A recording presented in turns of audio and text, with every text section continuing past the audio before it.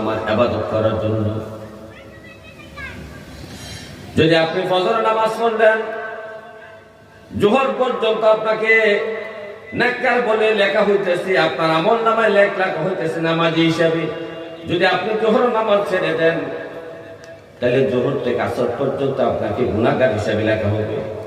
তাহলে নেককার লেখা ইবাদত আর হইল, ইবাদত অফ হয়ে গেল। কোথায়?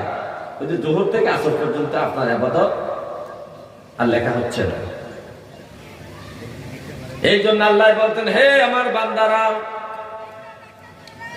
আমি তোমাদেরকে ইবাদতের জন্য সৃষ্টি করছি। 24 ঘন্টা ইবাদতের সিস্টেমে নবীজি শিখাইছেন আমাদেরকে। একটা মানুষ ঘুমানোর সময় দোয়া করে, আল্লাহুম্মা বিসমিকা আমুতু ওয়া আহইয়া। নবীর সুন্নত তরিকার যে দোয়া পড়ে যখন সে ঘুমায়,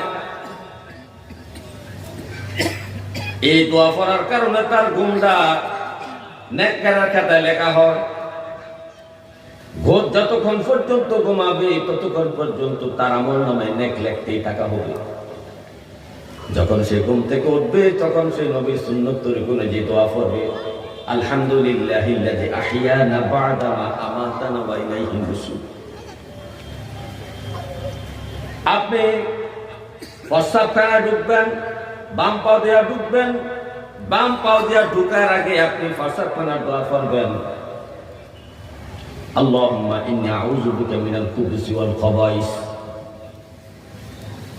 তাহলে প্রস্রাবখানায় তো নেক হয় না, কিন্তু দোয়া পড়ার কারণে আপনার এই প্রস্রাব করাটাও নেকে পরিণত হয়ে যাবে। জোরে জোরে বলুন সুবহানাল্লাহ। আপনার প্রস্রাবখানা থেকে যখন বাইর হইবেন, ডান পা দিয়ে বাইর হইবেন, ডান পা দিয়ে প্রস্রাবখানাতে বাইর হইয়াই দোয়া পড়বেন। এখানেও আপনার দোয়া আছে, মসজিদে ঢুকতে সময় আপনার দোয়া আছে, বাইর হইতে সময় দোয়া আছে, আপনার ঘরে ঢুকবেন ঢুকার সময় দোয়া আছে, বাইর হইতে আপনার দোয়া আছে। তাহলে আল্লাহর নবী এই উম্মতের 24টা ঘন্টা যেন ইবাদতে নিয়োজিত থাকতে পারে, 24টা ঘন্টায় যেন তার ইবাদত হয়, তার জন্য নবী বিভিন্ন দোয়া শিখাইছেন। প্রত্যেকটা কাজে কর্মের আগে আগে পরে পরে দোয়া আছে। জোরে জোরে সুবহানাল্লাহ। আপনার এই জিন্দেগীর হিসাব নেওয়া হবে। এই যে আমরা জন্ম থেকে মৃত্যু পর্যন্ত কি করলাম, এই বিষয়ের উপর হাসরের মাঠে আল্লাহ 5টা প্রশ্ন করবেন। কটা?